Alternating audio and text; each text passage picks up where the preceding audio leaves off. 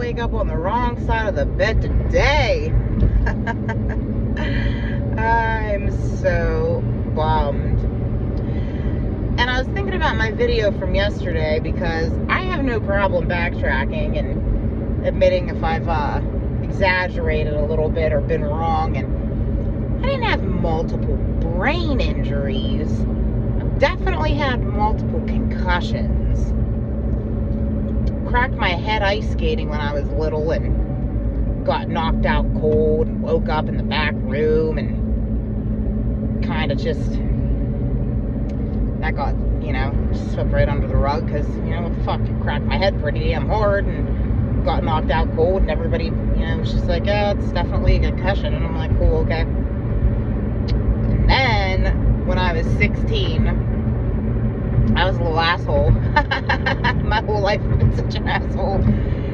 And when I was 16 and I had my permit, me and two of my friends thought it would be really cool to go to Eaton Park at like 1 in the morning. And I'm like, I'll drive. So my dad was a truck driver and he was gone, so no big deal. I took me and two of my friends to Eaton Park, and there was like 2 people in this joint, and we're eating and we're living our best life, and go home. And a couple days later, my dad's like, were you and your friends at Eaton Park a couple nights ago? And I was like, yeah. He was like, oh yeah, how'd you get there? I was like, I drove. I was so scared. I fucking knew he knew. I just knew he knew. I literally hate the lie. I just knew he knew. And this is when I learned that the night has 1,000 eyes. Because of those like 2 fucking people who were in Eaton Park with us, one of them was a truck driver who knew my dad and like snitched on me and was like, oh, I just saw your daughter, blah blah blah. And that's also when I learned that if your freaking parents are asking you a question like that, or if somebody's asking you a question and you could just feel your balls or your imaginary balls just grab right up, don't fucking lie. They probably already know the answer, and they're trying to see if you're gonna fucking lie.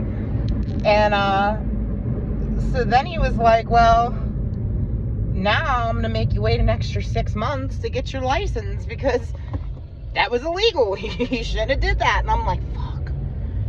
So whatever. So here comes the time.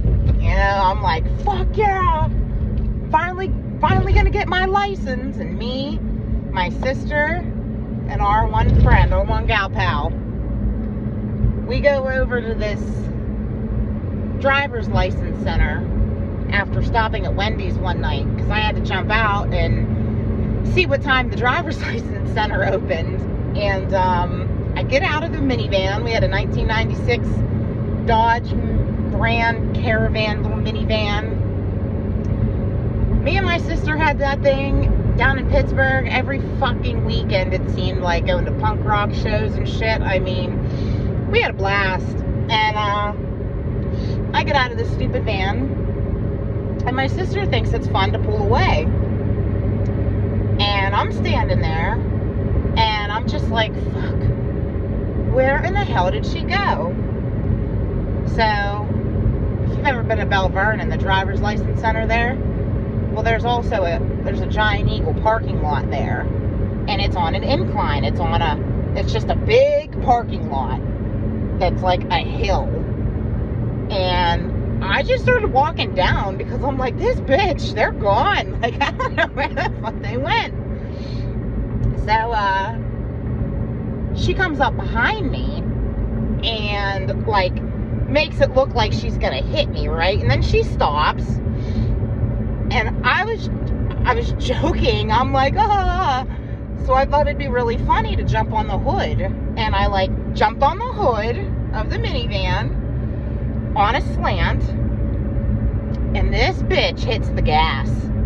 She gasses it up going downhill with me on the hood, and I'm grabbing for the windshield wipers. I'm like, I felt myself falling. Like, I literally felt myself slipping. And I'm like, oh my God, she's gonna run me over. And she knew she was gonna run me over, and she did not know what else to do, so she slams the brakes.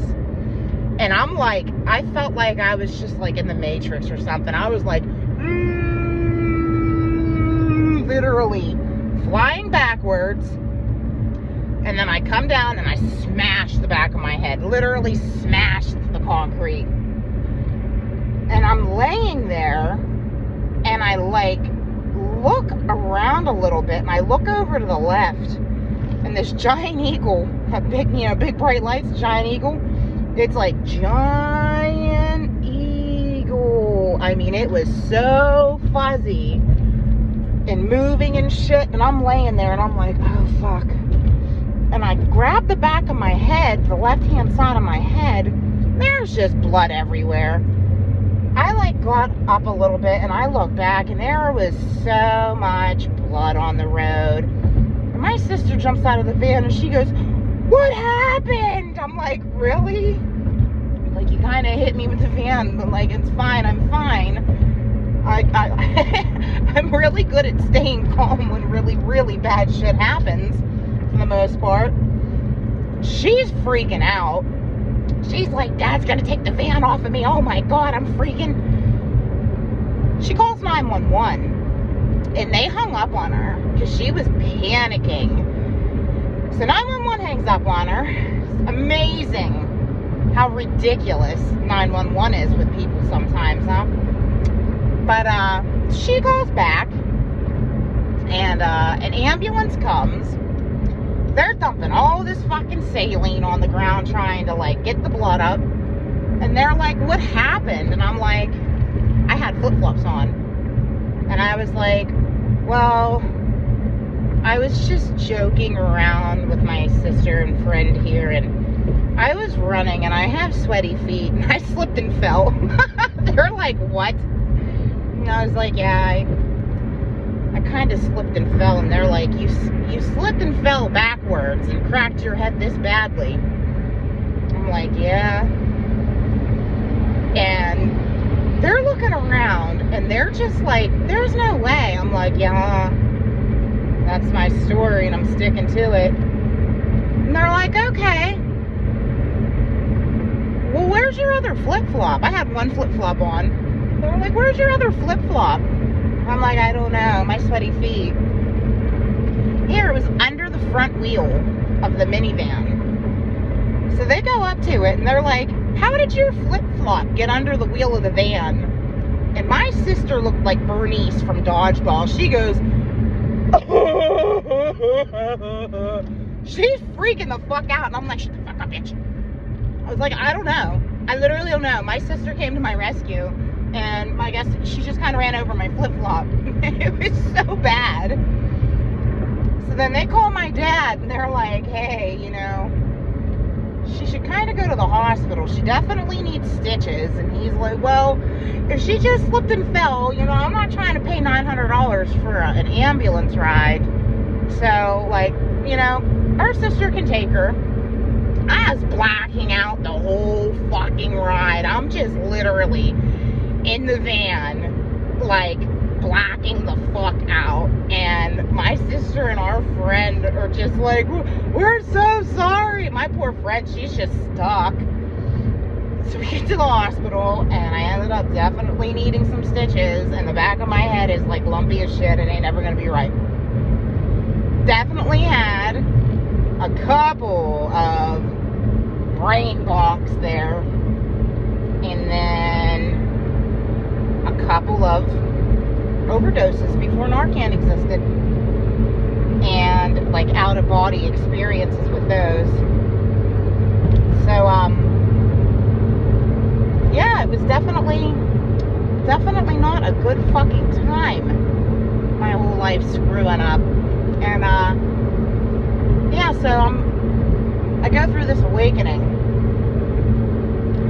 And it was not right. It was not fun. It was not pleasant. I wouldn't wish it on my worst enemy, what I've experienced. And I had to come up and go, what the fuck is actually going on?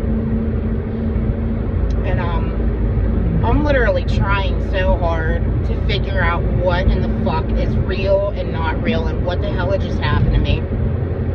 And when you have these spiritual awakenings, especially as an indigo, you're able to look in people's eyes and see so much more shit. Indigos have strong psychic shit up with them. Clairvoyance and clairsentience and clair blah blah blahs. And I come up and I'm like, that motherfucking Tom Wolf, Pennsylvania governor, I can't even believe the shit that I'm seeing with him. I'm flipping out. I tried so hard to handle this quietly, and I actually went down to a couple of police stations in Pittsburgh when I was running around at the very end of September and trying to go to Jewish synagogues, asking them what the fuck, and that didn't work. So I ended up at this one precinct down in Pittsburgh. When I go in there and I'm like, hey, can I please speak to a female officer? And they're like, well, this is kind of like evidence lockup. Like, you might want to go to the main precinct. It's like right up the road. And I'm like, cool, word. So I go up there and I walk in and, you know, definitely not stupid. And I'm like, can I please speak to a female officer? I'd rather scream rape than fucking fire just to talk to a woman. And, so I get this awesome, this female officer was awesome. She comes out in the main hallway like the hell away from the guys because men don't believe fucking anything. And I'm like, listen, I said, this sounds really wild. I pulled up that commotion in a Jewish synagogue video from the End Times Dreams and visions that sent me freaking out in the first place. And I showed her the first few minutes of this video. And I said, listen, I don't know what you believe, and I don't know what the fuck I believe either anymore. But, you know, these two witnesses have probably come forward, and I don't know what in the fuck's going on, but I said, do you notice how they said that the Jews have been waiting on Elijah for a really long time? And she's like, yeah. And I'm like, what if I told you that a family member of mine went through some really wild shit recently and is kind of hiding right now? Because somehow that guy's soul was put into my family member. And she was like, really? I'm like, yeah, I know, girl. I know it sounds so crazy, but my relative, like, is literally hiding, like, is so scared, and doesn't know what to do. And she was like, listen, I can tell you're not crazy. Like, I can tell that you're really, like, trying to do the right thing here. And I was like, so, like, should I make a police report? Like, just kind of like a check mark, like a, hey, if anybody comes looking, Elijah hit here. I mean, I did not know. And she's like, I don't know. Like, and then, like, officers were coming by her and they're like, congratulations. And I'm like, oh yeah, what's up? She's like, I just got a promotion. I'm like, good for you. We need some more women getting promotions, because these men and monsters have really fucked some shit up. I mean, I will never be one of them angry feminists or anything. They're just too goddamn extreme. But, oh, yeah, you know, going back to the old, they're blaming women for eating. The story of Adam and Eve, when you get to the law of one shit, if you ever do, in the Guardian material, I hate to say it, but that story looks like a huge fabrication. The Garden of Eden looks like it was a continent on Tara called Eden. E/D-E-N. I mean, the Anunnaki fucked up everything. Literally. So, I didn't know what to do, and she didn't know what to do, and I'm like, well, thank you so much for your time. Like, I mean, I tried, and, yeah, so I didn't sleep worth a shit last night, reading into all of this stuff. It's like, this, my whole life, I never knew where God was. You know, I never knew what or who God was.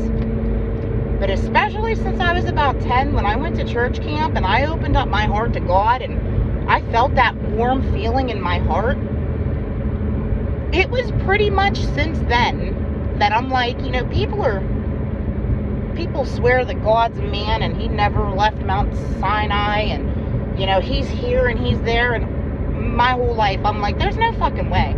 God is in the heart of every person, and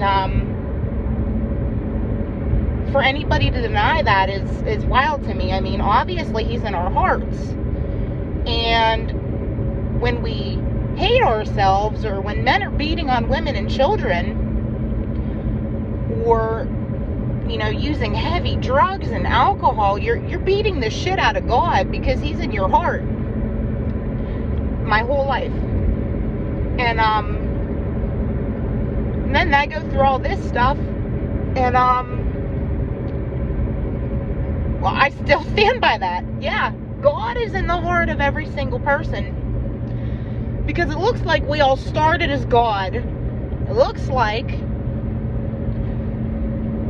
we were all collectively God a long time ago, and gotta turn around and get back to him. Remember who the hell you are. Now, this guardian information is so interesting because it explains everything. It explains ancient everything. Oceana Dean and these people out here talking about the guardian information in the sphere of Amente, and what happened with the sphere of Amente, and trying to get it back here. I mean, it is literally so mind-blowing. And people want to know who God is, and it's like, well, it's not blasphemous. It's a law of one view. I mean, it's all of us, you know? He's in all of our hearts, okay? But bigger picture. And, Corey Good has direct links, to the divine. So does Oceana Dean. So does this guy Fabian I watched. These people literally have spiritual wake-ups and start downloading the truth. And when you start looking at soul ties and spiritual level ups, and you find yourself spiritually awoken, and you got a bunch of people calling you fucking crazy over it, I mean, it sucks. It sucks so bad. But according to the Guardians, the topic of abortion started back in Atlantis because of fallen angels, many of whom are literally still rolling around in human bodies. There's fallen angels everywhere. I guess they're a peg lower than indigos, but indigos are here to help everybody, and there's a lot of seraphim people trapped. And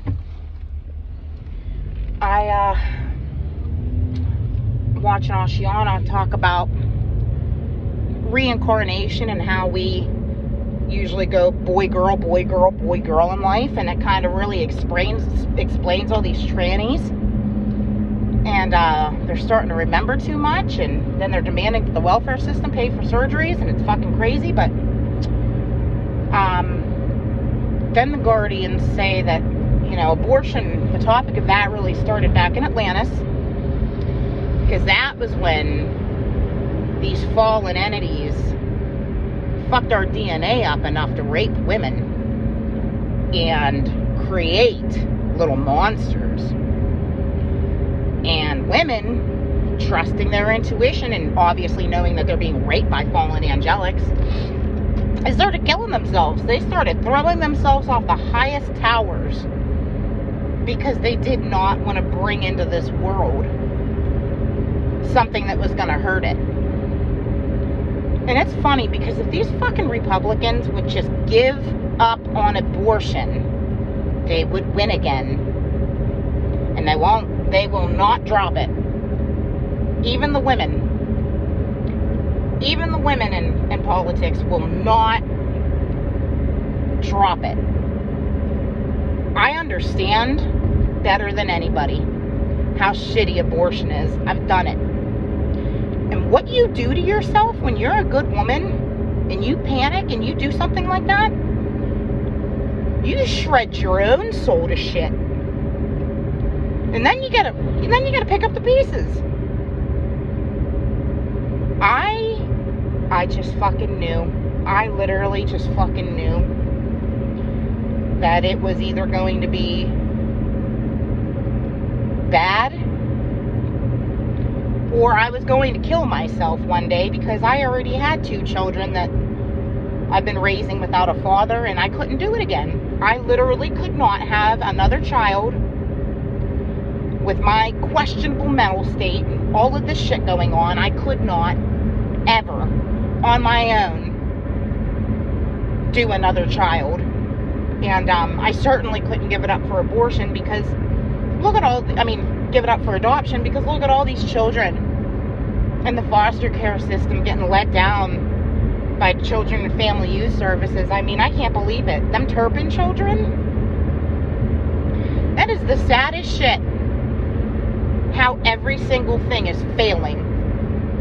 The school systems are failing. Front lines of medicine are failing. All these ancient theories are failing. It's unreal. And if people were all spiritually awake, they wouldn't be lined up at abortion clinics like this. If they were able to trust their instincts and get the fuck away from these guys in the first place. Right after I had done what I'd done, this bad entity that I was with, this freak got killed in a freak accident. Literally got killed in a freak fucking accident. And I'm going, oh shit. I knew that he was not going to be around forever. I did not know it was going to be like that, but holy fuck. I trusted my instincts, and it cost me bad mentally. And these women out here who have done shit like that, but they can't forgive themselves, literally the only thing that you can do is understand that you've done what you've done, and you gotta work on forgiving yourself. They say that the first sin was when Adam and Eve, were living in Eden, and Eve bit the apple. Now, Guardian information says that the first original sin was the destruction of, I think, Stargate 11. And that's what a lot of this beefing is for in this world, and nobody wants to understand that. It's over Stargates. It blows my mind. It literally sucks. Blows my mind so bad. And then you got Corey Good going, hey, the Guardians up there, ETs that have been trying to help us against the ETs that have been trying to kill us, they swear that if you would dig about 30, 40 feet deeper, wherever the hell Atlantis is, or wherever the hell these people think it was, if you would dig 30 or 40 feet deeper, you would find these sunken cities. And they're going, that's impossible. Can't be that deep. blows my mind. Why would you not look? Why would you not look? But,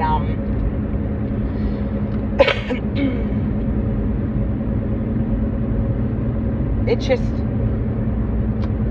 I don't know. It just blows my mind, the information that's out there. It's like I got shot through so much stuff up to the tippity top that looks like the ultimate truth. And now I gotta backtrack and just check my work.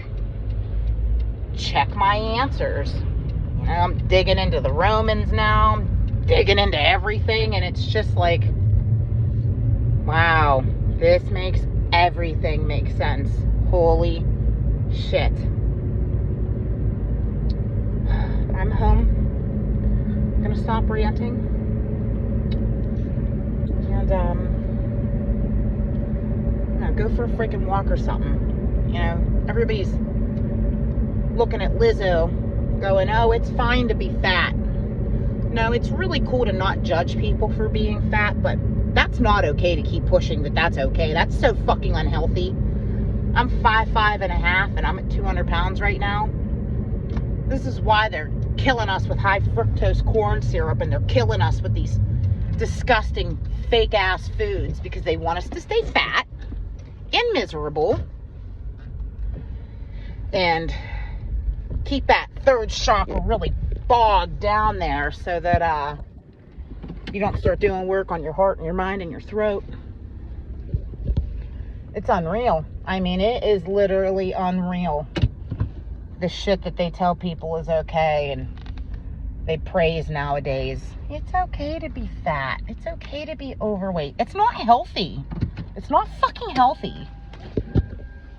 All this shit with COVID, they're pushing some vaccine that doesn't work, and they're not pushing people to exercise. They're not telling you, and people aren't caring that it's freaking fat people getting clobbered. Oh, and I am fat people. I'll say what the fuck I want.